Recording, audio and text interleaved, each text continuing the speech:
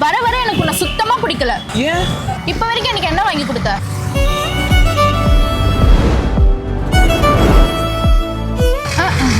இப்ப வரைக்கும் எனக்கு நீ என்ன பிடிச்ச மாதிரி வாங்கி கொடுத்தான்னு கேட்டேன். இதுக்கெல்லாம் கோச்சுக்கிட்டா எப்படிமா? நான் அப்படிதான் கோச்சுப்பேன். சரி, கண்ணை மூடு.